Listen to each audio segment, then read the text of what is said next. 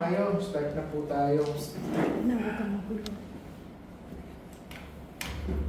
Psalms 55 verse 22. Psalms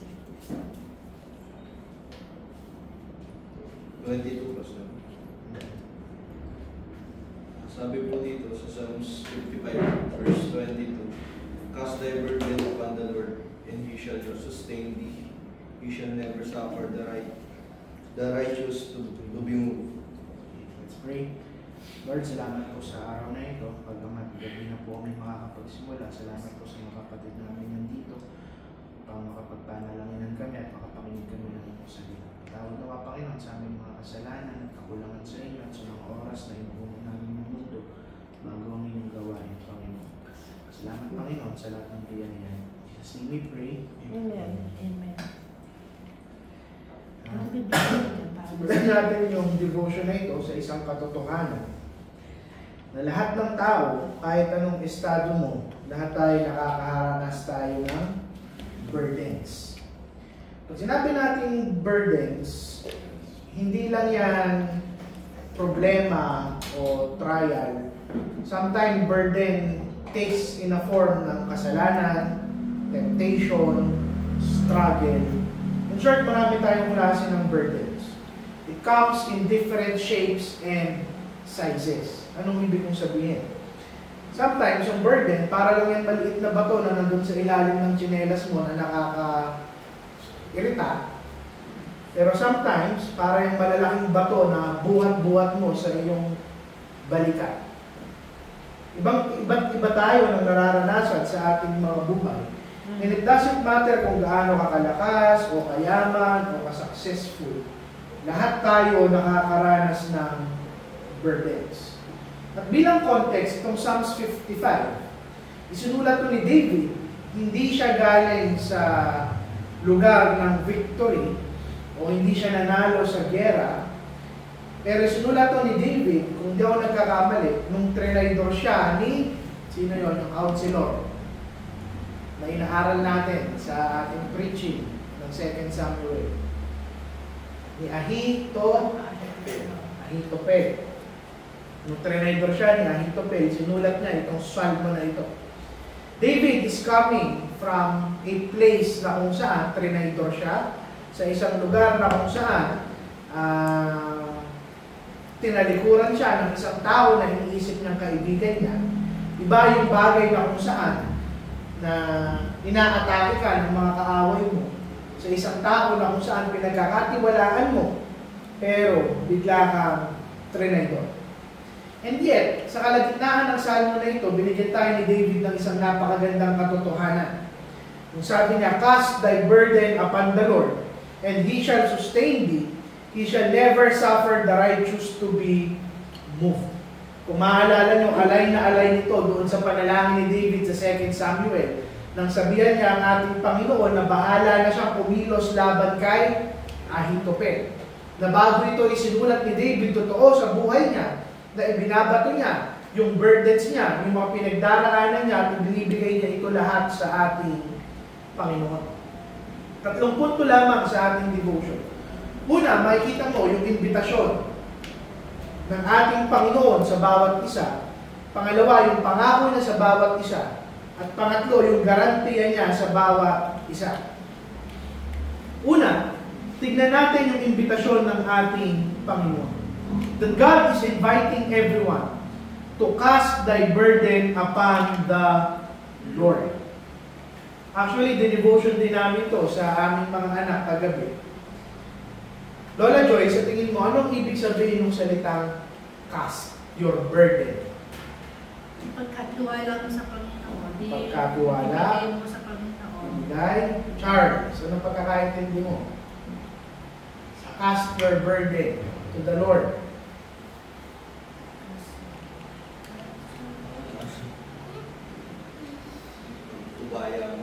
Pagkubaya. Actually, yung salitang cast, tinatranslate yan ng mga Kristiyano, ibigay, ilagay, ilatag. Pag-cast, tama si Lolo Ma, ibato. Pag sinabi mong cast your stone, ibabato mo yung bato. Pag sinabi mong cast your fishing line, kapag namimingwit ka, di ka naman namimingwit na ilulubog mo lang yung pain mo. Anong ginagawa ng mga fishermen? Cast. Binabato. Kinakast. Casting, hindi ang gentle laying down ng burden mo sa ating Panginoon. Ibig sabihin yan, it is an act of throwing your burdens to God. Meaning, hindi pwede na kung saan you cast your burden and you're still carrying your burden.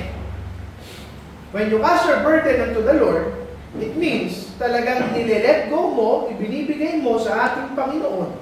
Hindi mo na dinadala pa yung bigat ng iyong burdens. Amen.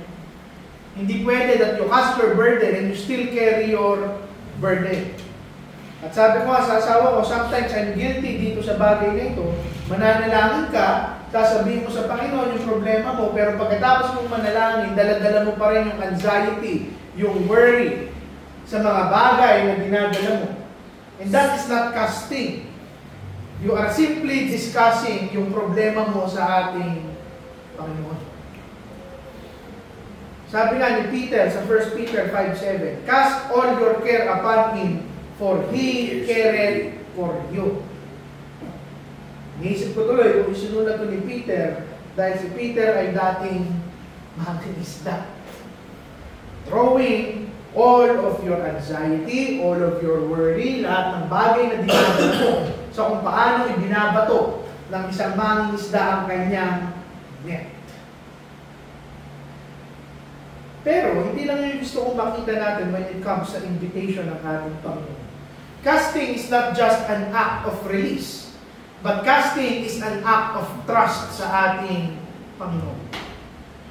Kapag ibinabato natin yung burden natin sa ating Panginoon, what we're actually doing, sinasabi natin sa ating sarili at sa ating Panginoon, Panginoon, nagtitiwala ako sa iyo na mas alam mo yung ginagawa mo kesa sa akin. Alam mo kung paano i-handle yung burden na meron ako. Mas magaling ka kaysa sa akin. I trust your wisdom over my own understanding. And this is why, ito yung katotohanan, habang inaaral ko at ina-apply ko rin sa sarili ko. Minimeditate ko to, lalo na pagkatapos namin mag-usap kagabi bilang pamilya patungkol sa verse nito. The reason, personally ako, at naniniwala ako ganito rin sa lahat ng Kristiyano, kung bakit marami sa atin na we don't really cast our burden, na magpe-pray ka, pero pagkatapos mong manalangin, dala-dala mo pa rin yung problema at yung bigat at yung worry at anxiety. Hindi dahil kulang lang tayo sa tiwala sa ating Panginoon. But the truth is, we are afraid. Takot tayong i-let go yung control sa ating buhay. But burdens are proof. Yung magkaroon ka nga lang ng burden sa buhay mo, it is already proof that in the first place, wala ka talagang control sa sarili mong buhay. So why not give it all sa ating Panginoon? Ano bang sabi sa Proverbs? Trust in the Lord with all thine heart and lean not unto thine own understanding. Pangatlong bagay when it comes to casting. Yung casting, hindi lamang yan sa iisang klase ng problema, but all kinds of burden. Hindi nga sinabi doon na cast your burden if. Hindi siya conditional. For all kinds of burden, cast it to the Lord. Alam niyo pag sinabi yung burden, we have this wrong connotation na ang burden lahat problema. Pero pag tinignan mo, yung salitang burden, yung mabigat na pasan-pasan ng isang tao, ang ibig sabihin actually ng burden, something that is given na kailangan mong buhatin. Inassign sa iyo. Meaning, yung portion ng buhay mo, whether it's good or bad, ito yung mga bagay na ibinigay sa iyo, inassign sa iyo ng ating Panginoon. And no matter how heavy or light that burden is, pwede mo yan ibigay sa ating Panginoon. Sabi ko nga, it may come in a form of physical burden. Ano yun? sakit, kapaguran, kakulangan, kahirapan, pwedeng emotional, kalungkutan, katulad ni David, betrayal, anxiety, worry, pwede rin namang spiritual burden. At ano yung mga yun? Guilt, shame, fear, sin, temptation, struggles. At iba-iba tayo ng dinadala sa araw-araw. But God's invitation is still the same. Cast thy burdens upon the Lord. And now, ang tanong, why must you cast your burden sa ating Panginoon? Unang-una, we are not designed to carry our burdens. Walang tao kung saan kayang dalhin yung bigat ng sarili niyang kaluluwa. Sabi sa Psalms 38 verse 4, "For my iniquities are gone over my head. As a heavy burden, they are too heavy for me." Mabibigat yung dala ng ating kaluluwa, lalo na ang ating mga kasalanan. And God never designed us to bear our own burdens. Pangalawa, we are not designed to carry them. It is simply because God is strong enough to carry our burdens for us. Sabi sa Isaiah 46 verse 4, "Even to your old age, I am here. I will carry you." Pangatlo, we have to remember this. Keeping our burdens, ninanakaw niya yung kaligayahan at kapayapaan ng ating kaligtasan. This is something na kung saan sinasabi natin, pinapahalagahan natin. Pero sa araw-araw ng buhay natin, sa mga simpleng bagay, we let the little things na nakawin yung kaligayahan at kapayapaan ng ating mga kaluluwa. Now, ano yung pangalawang punto natin? Di ka lang iniimbitahan ng ating Panginoon, pero binigyan ka niya ng isang magandang pangako. That if you cast your burden, ang sabi niya, He shall sustain you. He shall sustain you. Tignan natin yung sustaining power ng ating Panginoon. Yung salitang sustain, ang ibig sabihin niyan kung sa isang tulay, yun yung mga rope, yun yung mga poste na nag-hold upang tumayo yung tulay. Meaning, to sustain means to support. In the context ng isang structure. Pero may isang konteksto ang salitang sustain. Sa ating katawan o sa kahit kaninong o bagay na nabubuhay sa mundong to. To sustain a body, whether sa tao o sa hayop o sa halaman. To sustain means to nourish. Ang ibigay ang lahat ng kanyang pangangailangan. So, meaning, yung sustaining work ng ating Panginoon, it is active. Hindi passive ang ating Panginoon in the way He sustains us. Sabi natin kanina, yung burdens natin, it can be physically, then God is actively giving us strength sa araw-araw ng ating pamumuhay.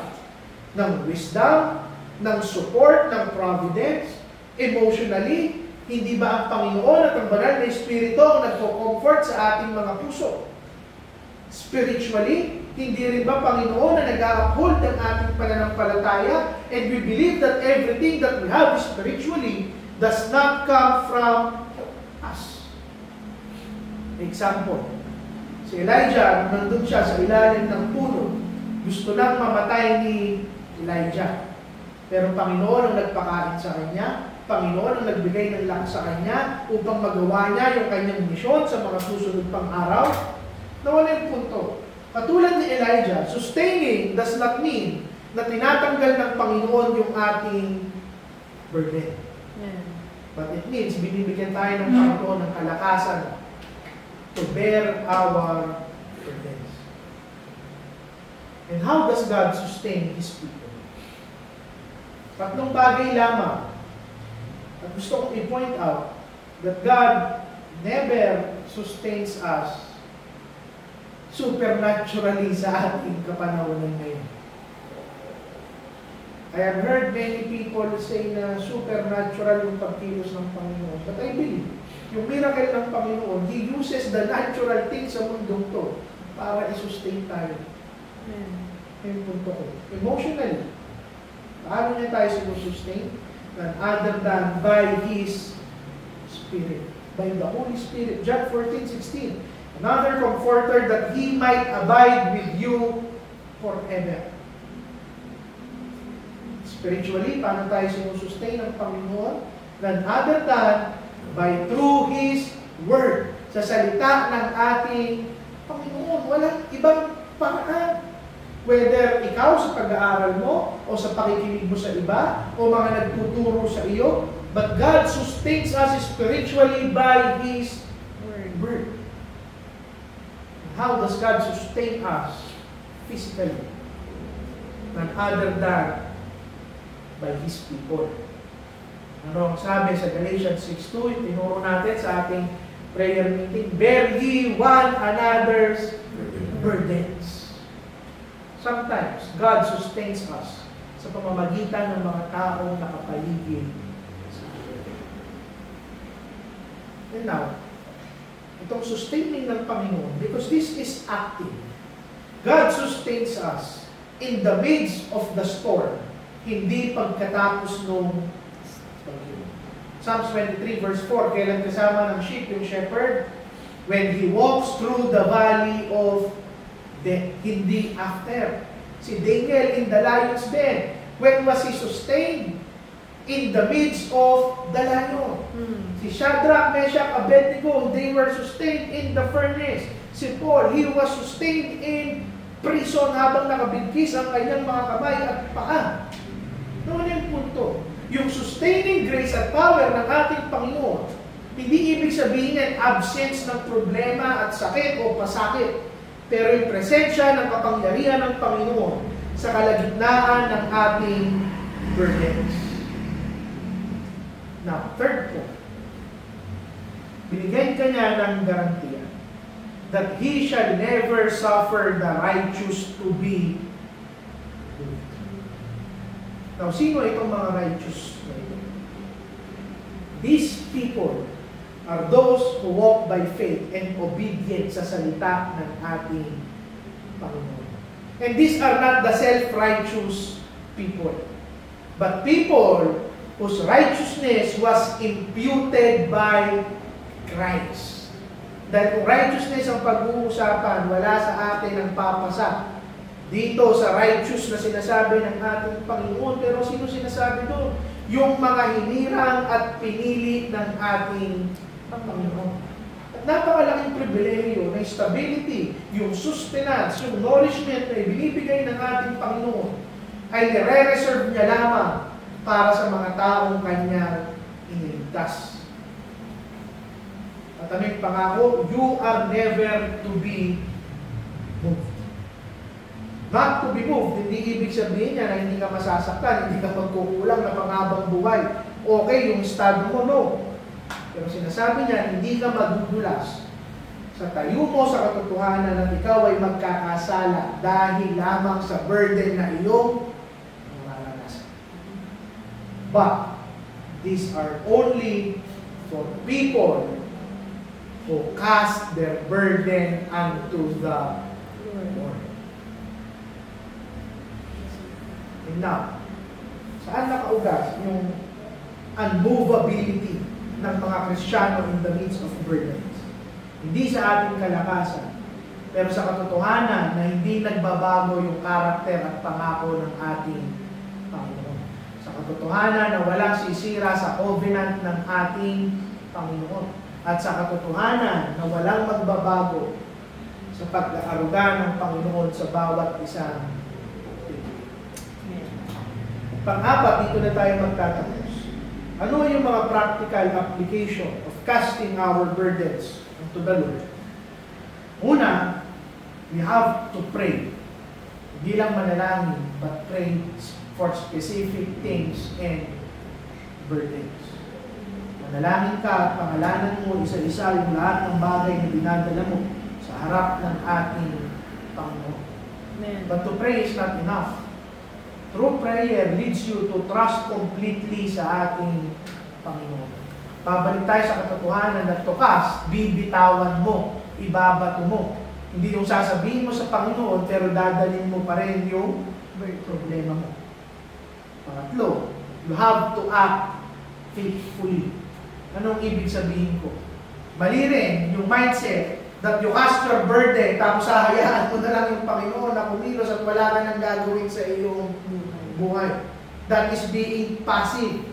Casting is not quitting yung responsibility at accountability na ibinigay sa iyo ng ating Panginoon.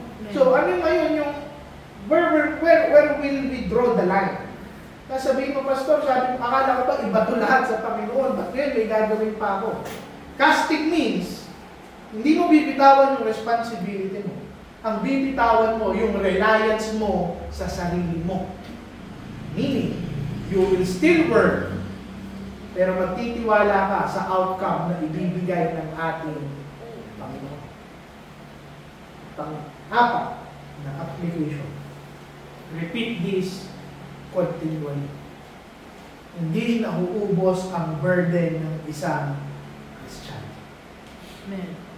Keep casting them as open as the burden returns sa balikat mo.